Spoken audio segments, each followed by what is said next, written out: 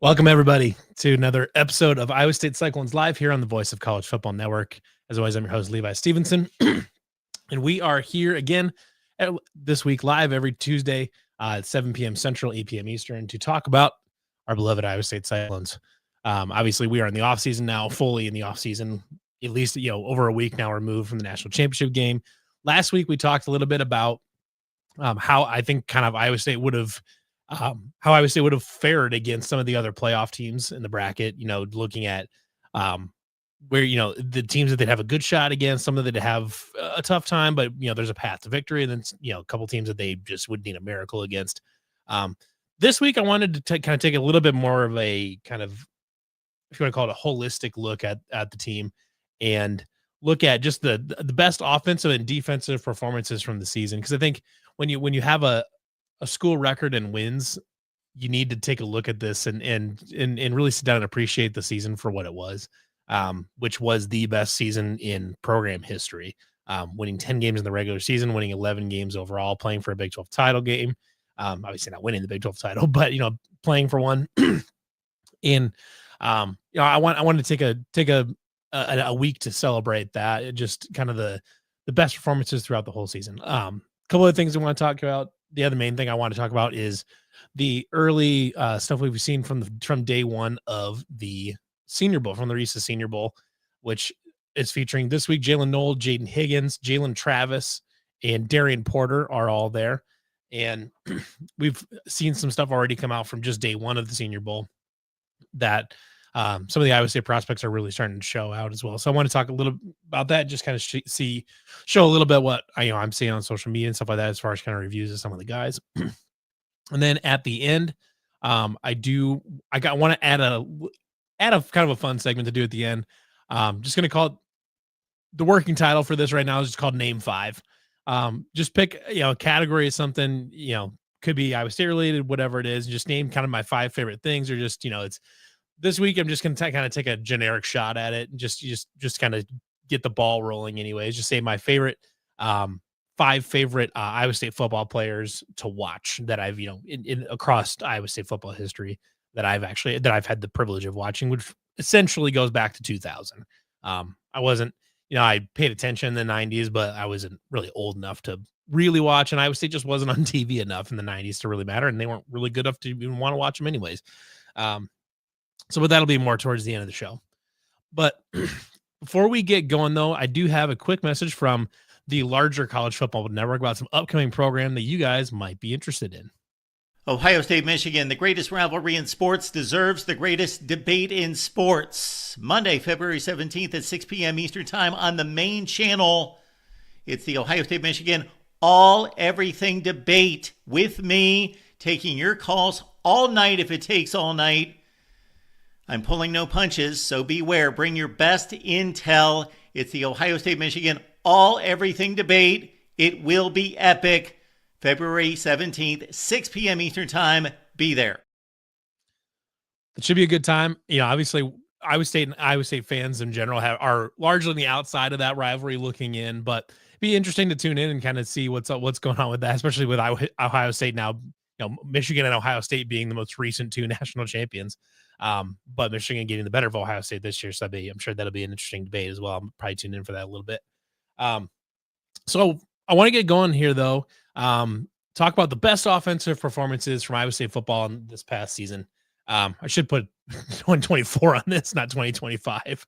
Because, we're just in 2024 or just in 2025 right now, but the best offensive performances of 2024. We're going to talk about that right now. Obviously, throughout the whole show, any comments, would love to get your questions, comments, whatever it is. If you got differing opinions, would love to hear about all that. Or if you're new to Iowa State and you're not familiar with everything that, just with the program that, asking questions, definitely happy to answer any of that too. So number 3, the third best offensive performance of the season, I believe goes to the Baylor game at home. We saw the whiteout, and it was a fabulous night in general for Iowa State football. We saw the new white uniforms, kind of the stormtrooper uniforms that honestly, frankly, we had thought were coming basically from the beginning. We thought that those when they announced the uniforms in 2018 and they announced the first black uniforms, we thought that those white uniforms would be there, or people were surprised that we didn't have white uniforms right away. But this was a game that you had a Baylor team that was at the time struggling a little bit coming in, but turned out, by the end of the season, Baylor was a really, really nice football team. And, this was a game that Iowa State pretty much dominated from start to finish. Blake Shapen for the Bears did a nice job. He did a great job scrambling around and creating problems for Iowa State. Or sorry, not Blake Shapen. What the heck's his name? It's a Blake Shapen play for Mississippi State.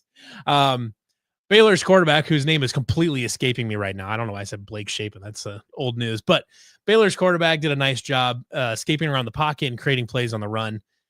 It was a game where you had all this big atmosphere at Iowa State. And they came out, they did a great job against a Baylor defense that turned out to be pretty good by the end of the season. Final game was 43-21.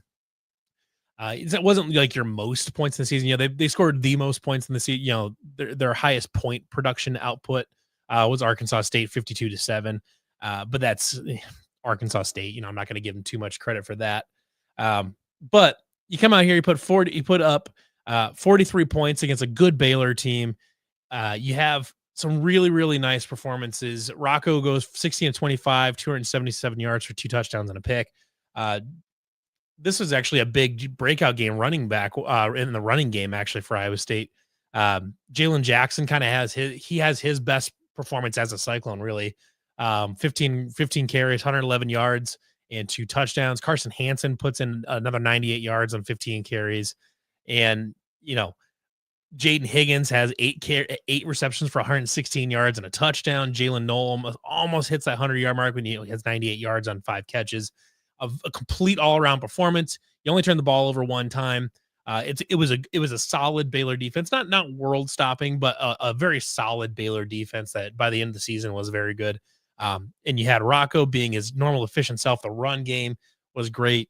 Nice balanced performance by all these. And this was a game too where you're in the middle of your stretch to start the season. You just went down to Houston and you won 20-0, but Houston was not great this season. They were okay. They had a couple decent wins, a couple upset wins. But maybe looked at that Houston game as a little bit of a letdown offensively. Abisama breaks off a long run, but it's not maybe up to the standards of what you're kind of hoping. But you come back to Ames, Iowa, back to the friendly confines of Jack Trice Stadium in those beautiful white uniforms, and you have an unbelievable night, offensive and defensively. Spoiler alert, this game is probably going to show up on the defense and special teams section as well. You had that blocked punt. It was I'm trying to pull up a nice picture. See if I can find a nice picture of the stadium that night. The fireworks, the whole atmosphere was just incredible that night. And it's one of those games you look back on as this was just a complete dominant performance by Iowa State on both sides of the ball. It was one of Rocco's better games of the season. He didn't have to do a lot necessarily. It was, you didn't have to ask him to do a lot, but Rocco, especially early on in the season, did a really nice job being really efficient, using the legs when he needed to. Speaking of that, one of the games that is not going to be on this list, but probably it should be up closer. It's kind of an honorable mention on this is the UCF game, which that game looms large on this season for a number of reasons. That you can see that as a pivot point to this is when things started to feel different, and this is when the defense started to struggle a little bit. Oh yeah, there you go. Yeah, and Brian says his girls were doing the cheer clinic at halftime for the Baylor game. I mean, the whole Baylor game was just a masterpiece. If that was your first ever experience attending an Iowa State game, I'm not sure you could have ever experienced a better showcase of the football program, of the university, of the fan base, everything. It was darn near a perfect night of football. The UCF game is a funny one that to mention, in that things changed a little bit. The defense was a little bit wonky after that at times. But that was the first game we also start to really see Rocco Becht open up his own running game and add scrambling to the mix, as another thing to take account of when you're game planning for Iowa State. Up to that point, I mean, Rocco had he would take the yards if you gave it to him, but wasn't really looking to run ever. But that last drive coming down the field against UCF put the team on his back and made a couple outstanding individual plays, especially in the running game, making plays with his legs to essentially win that game after he had played really poorly up to that point in the game and turned the ball over a lot. So that UCF as a game is an interesting one. It's not going to end up on either of my best offense or defensive performances. The rushing defense was not great that game against RJ Harvey and their various quarterbacks that they played. But an interesting game. This Baylor game was, though, an otherwise basically perfect night of football for Iowa State. This is my second best offensive performance from the season is going to go to the Utah game. Now, the Utah game was one that we had at the beginning of the season circled as a big turning point, or a big one circled on the season, as this is going to be a huge game. Now, this game did not turn out to be a massive game, but that was entirely on the part of Utah being not a very good football team this year. Let me pull up. I'm going to show that. I'm going to share the box score on here a little bit and see if I can zoom in so you can at least see it a little bit. You get a nice performance there from Rocco, 20 of 38, 256 for a touchdown and interception. That's not a super high completion percentage, but he was making good throws. And frankly, this game ended up closer than it should have been. Utah, after Luke Wilson goes down, they put in that backup, that like third or fourth string quarterback that just randomly turns into Will McElvain circa 2019 or whatever that game was, for any of the true sickos of college football. The running game is just okay against Utah. Only 135 yards. Carson Hansen punches in a couple. Rocco does what he needs to do in the running game. But you get a nice game from Jaden Higgins here. 9 receptions for 155 yards. This isn't a game that you're looking at as like, this wasn't an offensive explosion necessarily. But Utah was for as bad as their offense was, their defense was still very, very good this season. You're going on the road. First time you're playing at Rice-Eccles Stadium. This is a game where you needed to go. Trigger warning for Will McElvain. This is a game where you needed to come in and take care of business, because even though Utah had been really, really struggling during the season up to this point, that defense was still lights out. And this was a game where you could have sleptwalk into Salt Lake and had a rough game, turned the ball over a couple times, and then let their skill position players do some damage. But they did a good job taking care of the ball. Rocco did throw a pick, but other than that, they took care of the ball. They took care of business. It was a game that was never as close as the final score indicated. That finished out, that the game finished out as 31-28. It finished out as a 3-point game. That game was not that close for most of that game. It was a good win for Iowa State, and I think it's a really nice offensive performance to be able to go in there and not necessarily play your best, but they got the job done when they needed to against a very, very good defense on the road in a tough environment. So I was really impressed with that Utah game. I just thought it was a nice win, even though if Utah was struggling a bit this season. So my number one offensive performance of the season is going to go to the Miami game in the Pop-Tart Bowl. I understand Miami's defense is not great. I get it. But the Iowa State offense looked nigh unstoppable. This was not a Miami. This is not a game where Miami's defense had a shot at stopping Iowa State. Iowa State moved the ball and did whatever it wanted to the entire game. Miami had no offense, no answer for anything. Rocco goes 22 of 36, 270 yards and 3 touchdowns. Perfect. As far as touchdown to interception ratio, doesn't throw a pick. Has just a great game. Carson Hansen, you don't see a lot of yards here necessarily, but Carson Hansen has a couple really nice runs. He had that 30-yard run there too. he did a nice job moving the chains, getting down the end zone, had a couple touchdowns of his own. You know, the receiving game, you had Jalen Noel getting a buck 17 there. He had just a great final game of his career. It's a shame that Jaden Higgins didn't play because it unfortunately put all of the attention on Jalen Noel defensively for Miami, but it didn't matter because Jalen Noel is fantastic, and we will talk about him in a little bit about the Senior Bowl. But I was just really impressed with this. This was a game where Iowa State went on national television in front of a huge audience at the Pop-Tart Bowl. It's a big stage, and Iowa State played. I would say its best offensive game of the season, just in terms of looking completely unstoppable. Miami had no answer whatsoever for anything Iowa State wanted to do in the running game or the passing game. I think this was just an awesome display to put on national television. Maybe I should say, when I say best offensive performances, is it necessarily the most yards or the most points or the most efficient? Not necessarily, but I think when you're looking at the circumstances, I think these are the ones that stick out to me as just like my favorite offensive performances, or maybe the most impactful.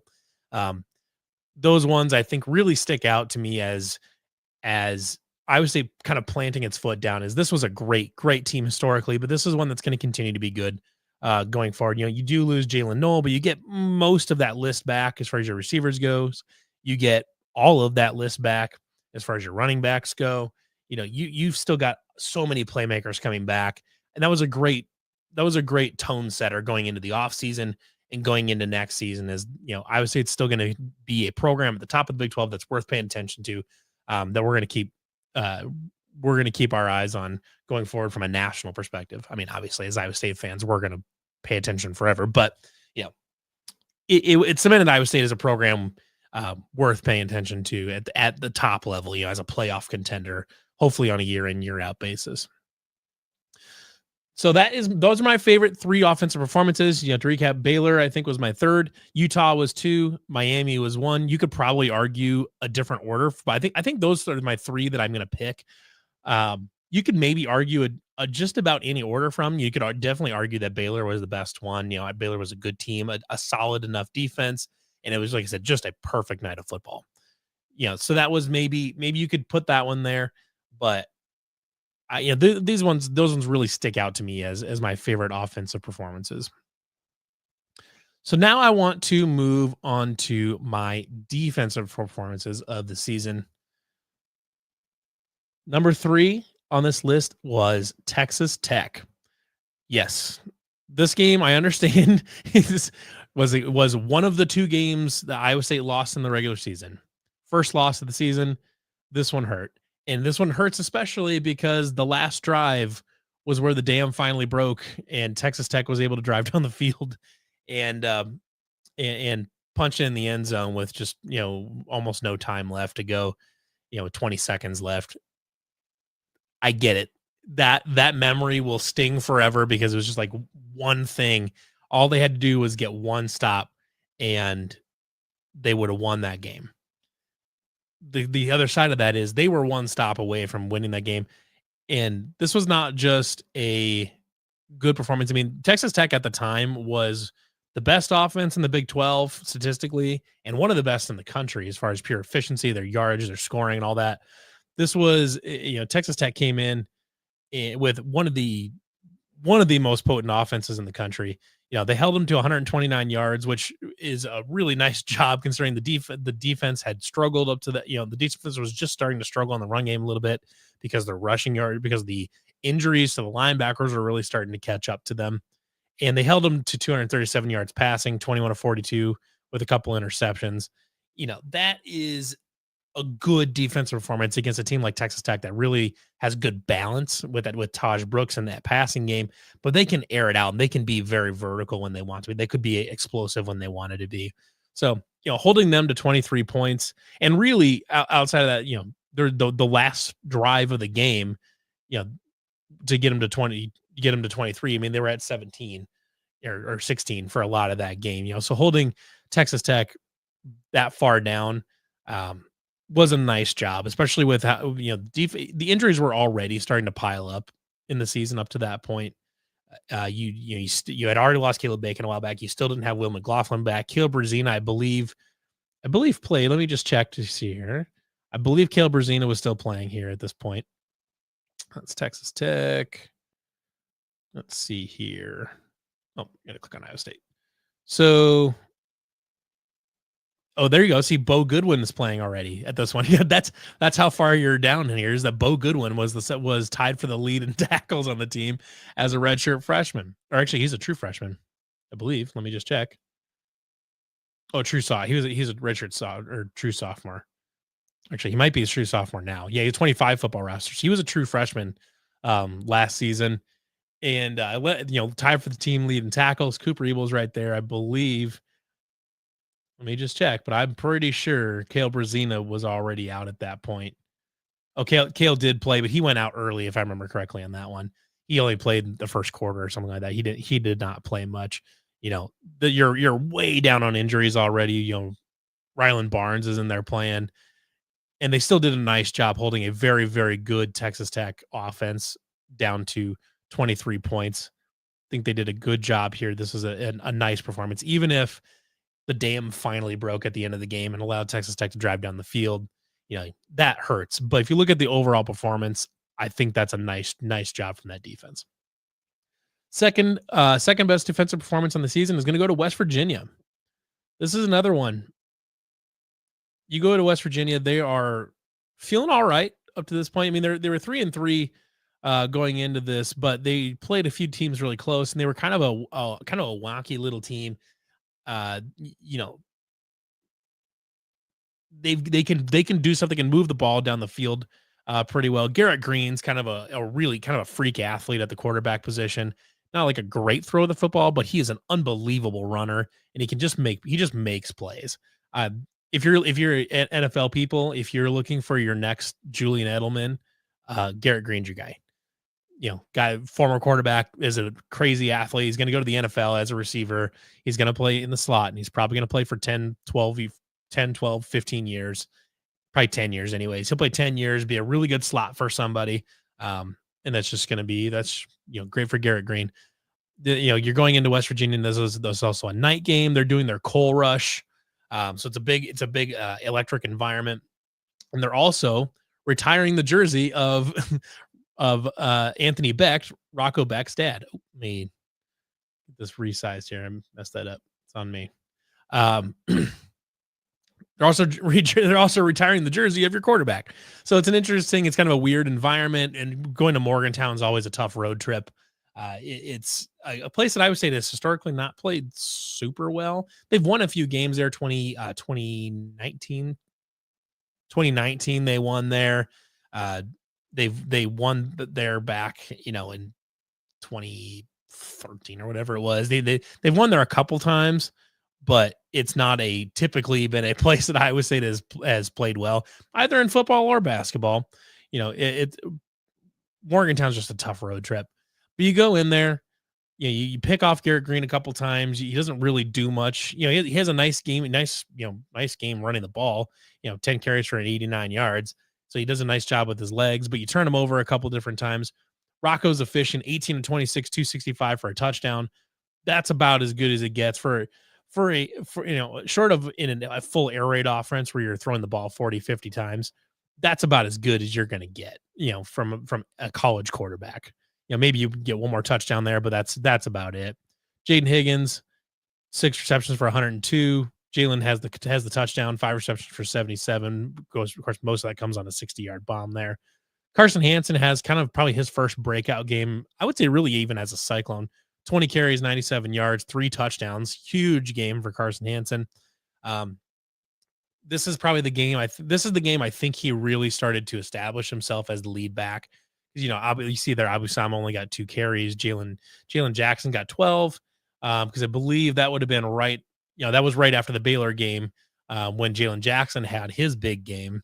So they were trying to lean on Jalen Jackson a little bit more, but he obviously very much struggled. But Carson Hansen had a great game. Rocco was awesome. But you look at holding back West Virginia, that's an offense that have been putting up. They've got some good running backs. C.J. Donaldson and Jaheim White are both very, very good running backs. And you held them to almost nothing. like I said, at this point, even at this point, your injuries are starting to pile up just a little bit. This is a great defensive performance from Iowa State, especially in a tough environment where you could have let something get away from you, but you didn't. And that was a great job. Number one defensive performance of this season, though, goes to the perfect night of football, the 43-21 win over Baylor.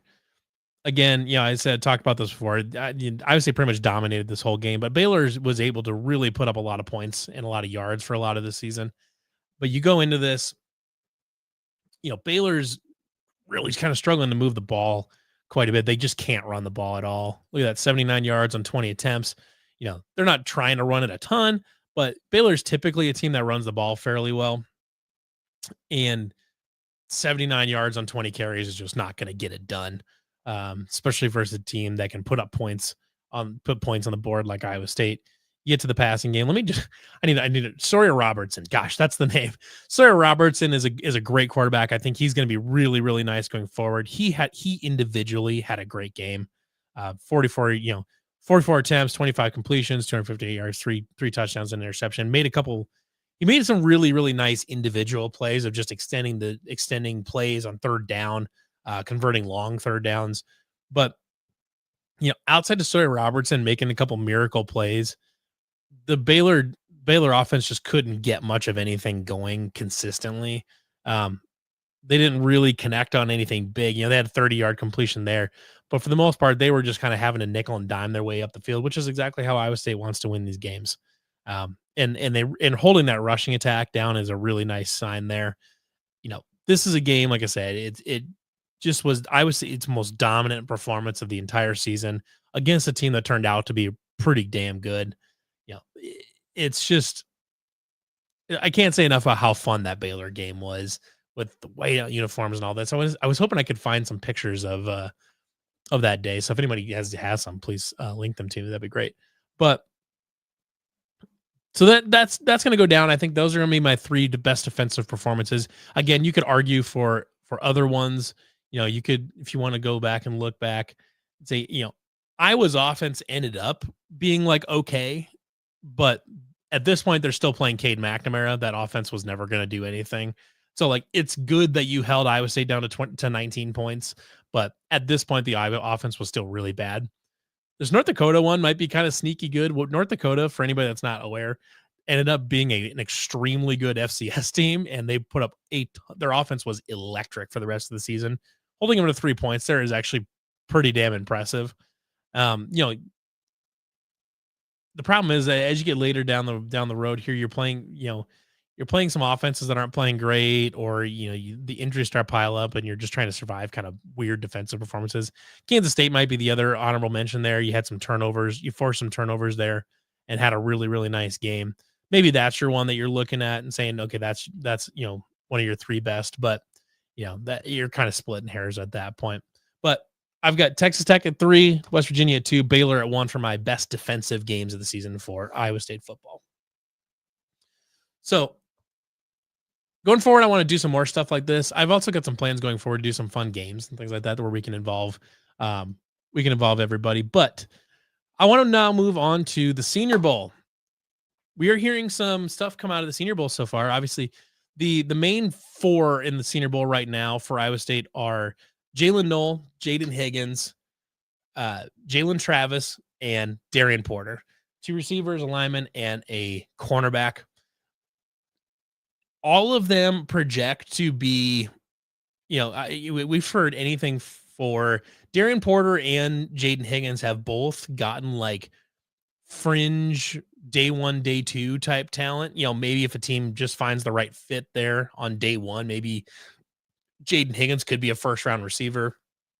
Darian Porter is probably a day 2 guy, but I've seen some people rank him as cornerback 2 on their board, which is a pretty incredible, being that he's only played the position for 2 years. He was a receiver for most of his career, but he's like 6'4", and he was an Iowa State track champion, sprint track champion.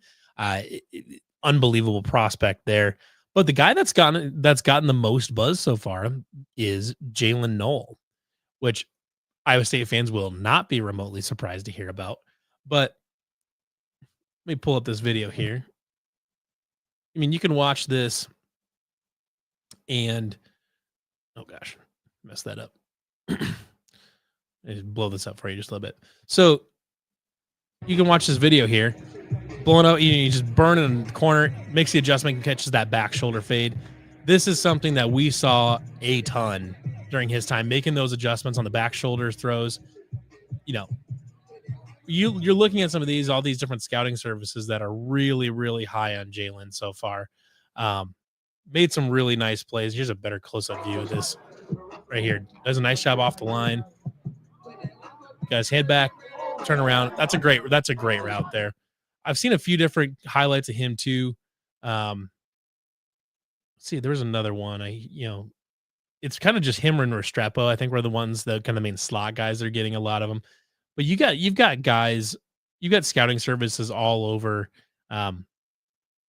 just looking at Jalen Nolan really kind of gushing over his route running, which no Iowa State fan is particularly surprised to hear.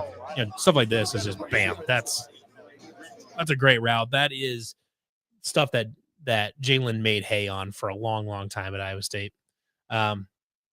This guy says that the receivers were disappointing, but he also says it might have been the quarterbacks being bad. So, who knows?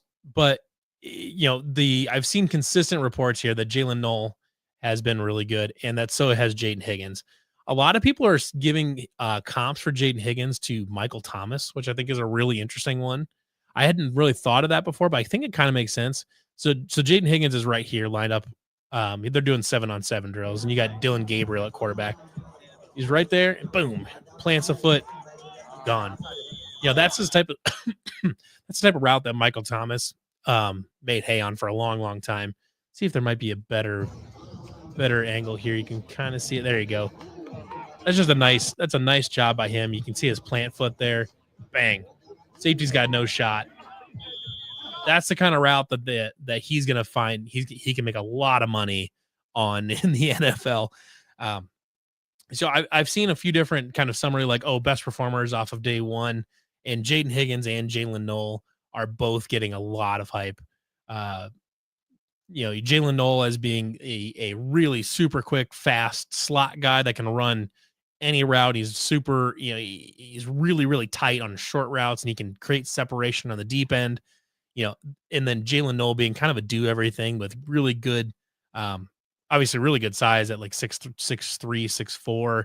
He can run. He's got all the hands you need, but there, you got guys that are really starting to gush over our Iowa State's two receivers, and that makes all the sense in the world. You just look at both of them. They're both excellent alpha prospects. They're different prospects. Different teams are going to want these guys. But Jalen Noel especially is a guy I think if you're a hater of the Chiefs right now, you better hope that the Chiefs have no interest in drafting Jalen Noel, because if Jalen Noel ends up as a Chief, he is going to be unbelievable in that offense. I'd love him to be a Buffalo Bill. I think he would be fantastic for Josh Allen in that offense. And Jaden Higgins would actually be really great there too, being a good run blocker. But, I'd love to see one of these two guys end up as pass catchers. The Bills could probably use a pass catcher. They're pretty set about anywhere else, but they could use another pass catcher for sure. The Chiefs are always looking for pass catchers for Pat Mahomes to throw to. But look at Darian Porter looking on right there.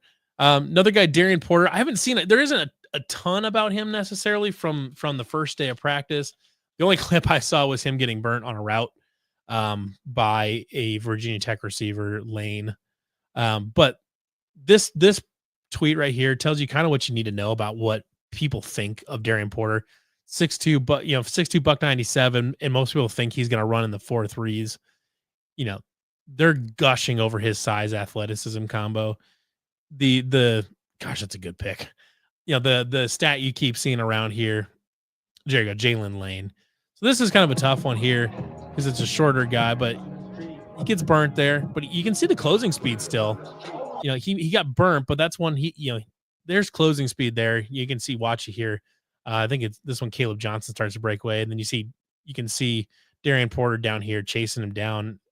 Chasing down a guy that was one of the better running backs in college football. This is the size and athleticism of Darian Porter is something that NFL teams are just drooling over.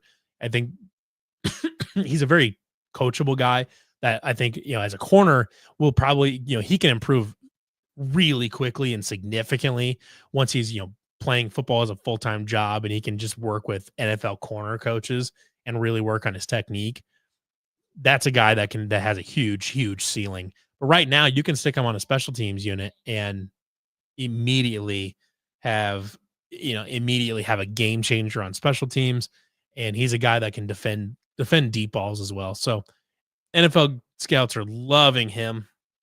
Jalen Travis was another one. I don't know if I saw a lot about him, but his size is crazy. Let's see if I can find. You get a lot of Jalen Lane. Let's see if I can find some more stuff. Yeah, there's just not a lot. You're not going to get a lot of attention. You're going to get Jalen Noel on the search results, but the ones I saw here, you see Jalen Travis is he tested out. He measured out at 6'7", 345, which is an absolutely massive human being.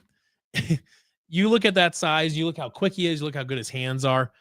That's a guy that can play tackle in the NFL pretty damn near right away. I would expect he's probably an early day 3 pick. He seems like a guy that's going to get taken in maybe the 4th round, something like that, 3rd, 4th, 5th round. And have a great shot to not only make a roster, but be on the 2 deep for a roster coming into the next season. So, this is just day 1. We're going to see more clips throughout the week. But all 4 Iowa State players at the Senior Bowl are definitely making a name for themselves. One guy I think that we're going to see more of, I don't know, I can't remember if he's at the Senior Bowl or not, but Malik Verdon is another NFL guy that I think people really like, especially as just a run stopping safety. He's got his flaws in coverage. If you put him man to man on somebody, he's not great man to man. He struggles a little bit there, but that definitely could be that's a coachable thing as far as technique and where to keep your eyes and what to look for. But as an athlete, as a run stopping safety that can be molded into a complete NFL safety, I think there's a lot of upside that NFL scouts see in Malik Verdon, where you could take him on day 3, 4th, 5th round, something like that, 4th, 5th, maybe even 6th round if the injuries are a concern at all, and get a really high value player that's got a great chance of making the roster and making an impact right away, even on special teams. That's a big thing there. But Jaden Higgins has a legit shot at being a 1st round pick as a receiver. Darian Porter, I think it's probably a long shot as a corner, but I would guess, day 2, day 3 type thing. 2nd, 3rd round, I think is probably where you're looking at Darian Porter, just especially if he tests well. If Darian Porter runs in the 4.3s as a 6'2" corner with his tape and allowing a 4.7 passer rating as a corner this season, I think I saw that he had 17 targets and had 2 picks and 3 or 4 pass breakups. I mean, it was a waste of time throwing at Darian Porter this season because he was so good. So he's just got the frame that NFL scouts are drooling over. Second, 3rd round. I don't think he'll drop past the 3rd round, maybe the 4th, but if he drops past the 3rd, he'll be in the 4th. So I would say it's got a great chance to get some really nice high impact guys in the NFL in this draft and continue to add to that roster. Maybe the Jets will take another one. Who knows? The Jets need a lot of help. And frankly, I wish they would stop stockpiling Iowa State players and let them go someplace else, because the Jets are a disaster of a franchise. But maybe Iowa State players can turn them around. But, you'd love to see Jalen Noel end up as a 49er and let Brock Purdy throw to Jalen Noel. Oh, that'd be great. They can pick him up as a 3rd round. They can pick him up in the 3rd round. Let him take over in camp. They don't have to burn an early pick on a receiver. Love that. I'd love Jalen Noel to be a San Francisco 49er. I think he'd be perfect.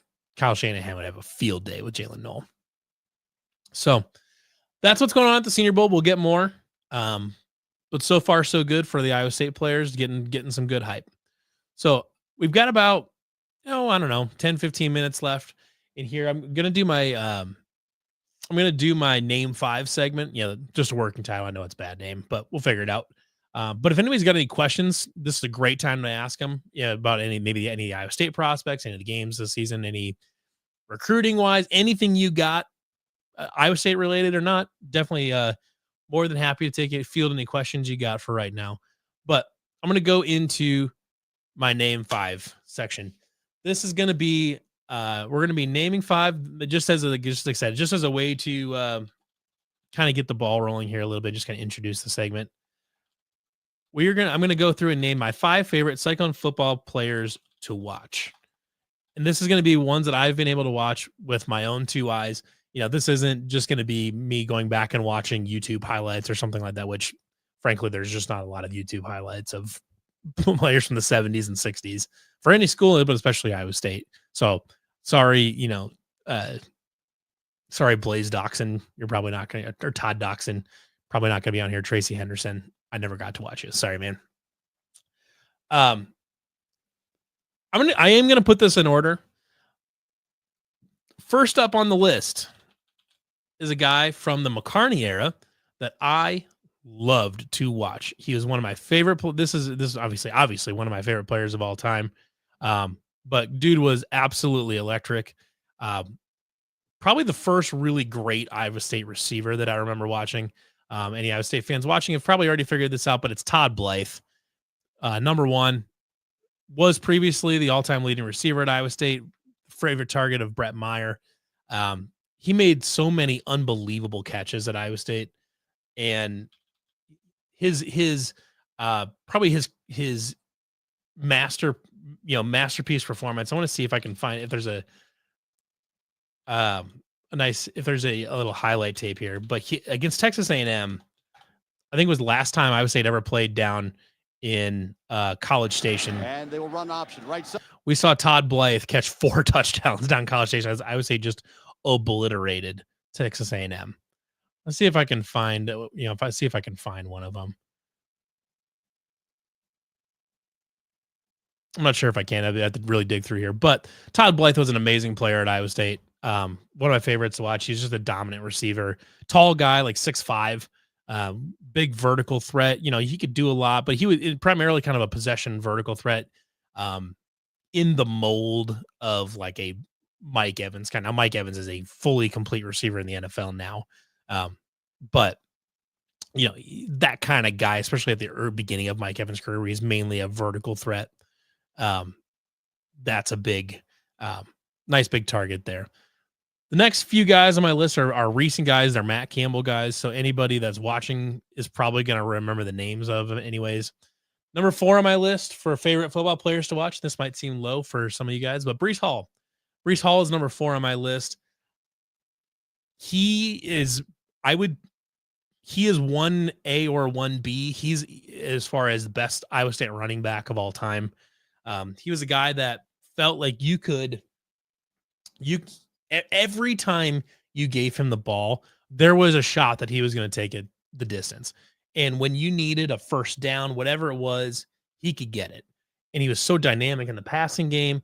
He's when you watch him run, he's not like super elusive or anything like that. He's not like super shifty necessarily, but he was so good at planting a foot down, making a guy miss, and then just turning on the jets. And he's such a long strider that his speed is really, really deceiving. And you can see he's taken off in the NFL, when he's healthy and when he's got a decent line block in front of him. He's one of the best running backs in the NFL right now. Just an exceptional player to watch. And he's one of those guys that you're going to look back, even in 20 years, you're going to look back and be like, that guy's one of the best ever. One of the guys you can look back now is Troy Davis, who is, one of the other. There's 3 backs in consideration at Iowa State for the best back in school history, and Troy Davis is one of the other 3. There's one of the 3, but you look back at Troy Davis now, and he had an outstanding offensive line, and he was a little bit of a volume merchant. Like, he was good. He was undeniably good. You can't rush for 2,000 yards in back-to-back seasons without being a good running back, but he was also getting 35, 40, 50 carries a game. His volume was unbelievable. Now, it's certainly worth noting that being that durable to be able to eat 50 carries a game, is pretty impressive. It's a lot of wear and tear on your body, but a lot of his numbers, his cumulative stats are heavily skewed by volume. So he is not a running back that you look back on now that you think would be as dominant now as he was back then when he was the only show in town. And obviously did have a very good offensive line at the time where they would it's just road grading, road grading. That's just what it was.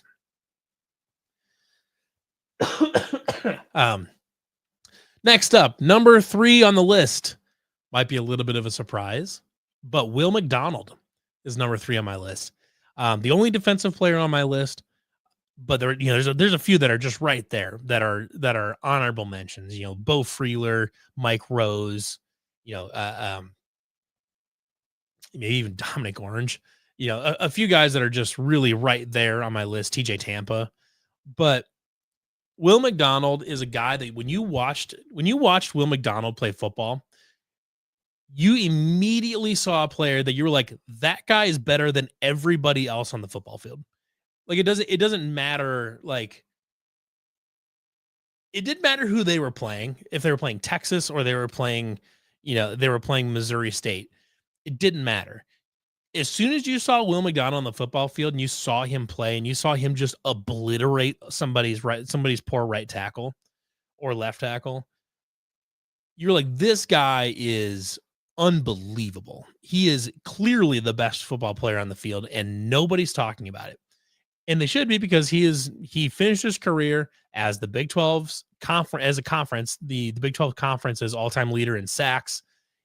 He was unbelievable to watch. Truly one of those guys that you look at and say, this guy is unblockable. There is no way to block him except for holding him. The only way that you can throw the ball against Iowa State when Will McDonald was on the football field, the only way that you are not getting sacked by Will McDonald is if you hold him or you get rid of the ball in less than a second and a half. Anything beyond that, you were getting sacked by Will McDonald. No two ways about it. There was no blocking Will McDonald. Maybe one of the most unblockable college defensive players I've ever seen. And he was a little undersized, but his athleticism was just outrageous. If you ever need to see just some unbelievable college tape, go watch Will McDonald's college tape. And he actually never started a game. Never started a game in his entire college career. Maybe one. But like that was the deal. He basically never started a game until his senior season. Number 2, my man, Brock Purdy. Brock Purdy is a guy that needs no introduction. Obviously, he's killing it for the 49ers. He's one of the top. He's probably I don't think there's a much of an argument. He's a top 10 quarterback in the NFL right now. He's kind of the sensation after being the last pick in the draft. But going back to college, he was a little bit more mercurial in college than he was in the NFL. But Brock was a guy, especially if you watch early Brock, like the first couple seasons, 2018 and 2019. Especially watching true freshman Brock Purdy was maybe the most joy I've ever had watching a single player play football. It was like, I've never seen a player ever in college football that I just had so much joy watching than freshman Brock Purdy, when he was just doing stuff, just doing whatever. Sometimes, yeah, sure, he'd throw a pick sometimes, but he would also, in his first game, he goes out there and one of his first touchdowns he scores as a Cyclone, he's going out there and he rolls out to the right and just fires a dart to Hakeem Butler in the end zone, in the corner of the end zone. It's an absolute missile. Perfect throw, great play. Then later he's rolling out left and he pump fakes out to a receiver in the flat, goes down and then just puts a defender on his ass and takes it 25 yards or whatever it was in for a rushing touchdown. Freshman Brock Purdy, if I had to pick one season of one player, Brock Purdy would be number 1 on this list. The most joy-filled football player I've ever seen in my life. 2019 was great. And it's not like 2021 Brock wasn't a fun player to watch, but he was much more calm and measured. And that season had plenty of its own difficulties. It was a team that brought back tons of NFL talent and they kind of underperformed a little bit. So that kind of put a little bit of a damper there. But Brock Purdy left Iowa State as inarguably the best quarterback, and I would say inarguably the best individual player to ever put on an Iowa State uniform. And it's going to be very difficult to surpass him in any way. It's not that it can't be done, but the mountain to climb to pass Brock Purdy on the all-time Cyclones list is extraordinarily difficult. And I tell you what, you can't say enough about Brock as a human being, as a football player. Sure, were there times where you watch him and you're like, oh my God, Brock, what are you doing? Of course, that's what happens with gunslingers. But gunslingers are also the most fun archetype of quarterback to watch. They just are. They make huge plays. Brock made so many game-winning plays throughout his entire career that just unbelievable. It's honestly, frankly, I can't describe it in this context because it deserves an entire YouTube video. Maybe that's something I'll do at some point this offseason, is just put together an entire hour-long video about Brock Purdy, about Brock Purdy's legacy. And maybe I'll do one for Brees and for the number one player on my list for my favorite Cyclone ever to watch, David Montgomery. David came into Iowa State in 2016. His freshman year was 2016. Matt Campbell's first year. He came in on a flyer when Iowa State had absolutely nothing to sell to recruits. All you had to sell to recruits was a young and exciting coach that is motivated and a vision for what the football program can be. Dave Montgomery came in, had a couple nice games his freshman year, didn't play a ton, but when he did play, especially towards the end of the season, you could just see the spark. And then there's this whole mythos about what happened in the offseason where he's the one in the weight rooms at 11 o'clock on a Friday, midnight on a Friday night in March, and he's working his ass off, and then that motivates the rest of the team to go in and really decide to do things differently and to change and decide that we're not going to be a losing football program anymore. So Dave Montgomery off the football field was one of many, but maybe the first of many players to really institute the culture change at Iowa State and to really lead on what is right now the golden era of Iowa State football. On the field, Dave Montgomery was one of the most electric college football players that you could watch. His penchant for breaking tackles and just making plays out of nothing is something that I had not seen and still have not seen, may not ever see at Iowa State again. Just in terms of just being a badass. His football highlight tape versus Iowa in 2017, the 2017 Iowa game remains one of my favorite football highlights of all time. Maybe my single favorite Iowa State football highlight of all time, because David Montgomery decided that day that he did not like the Iowa Hawkeyes and wanted to absolutely shit on him. So this is going to include pretty much all of his highlights here, but I want to see if I can find some, because his running and pass catching highlights. He's going to catch one here. Oh no. Nice little route. Actually, good throw from Jacob Park, another guy who will go down in infamy. Here we go. Nice little run. Just finding stuff. Can't find any room, but you can see he's hunting around. He's hunting for his opportunity. And this, keep in mind, this is true sophomore David Montgomery too. And of course, this is like more of like a scouting tape for him. I believe you're going to get over here on this drive. I think it's on this drive. You're going to get, actually it's later. Okay. This is one of the most outrageous plays in the history in Dave Montgomery's career. You're going to get the handoff. You're going to bounce it outside. Bang. Nope. He's going to cut one more time. We're going to keep going up the field, just doing stuff, cut back inside. Just unbelievable play. Gosh, he was so good. I mean, and he's obviously blossomed into an incredible run. He's blossomed into a very good running back in the NFL. He's made an outstanding career for himself. He's good with the Bears, and he's been great with the Lions, especially in short yardage and stuff like that. Carved out a really nice niche for himself as just being an outstanding short yardage back. But man, it just felt like every time you gave Dave Montgomery the ball, The dude refused to go down. He was not remotely satisfied with going down right away if he had anything to say about it. And keep in mind, in 2017, Iowa State's offensive line was still just pretty bad. I want to see if I could find. Oh, here's another one of his plays. So he's gonna. I'm pretty sure he's gonna catch this one on an angle route. Yep. Oh wait, no. Okay, it'll be the next one here. I think that he's gonna catch this one on a nice little slant route across the field. Right there.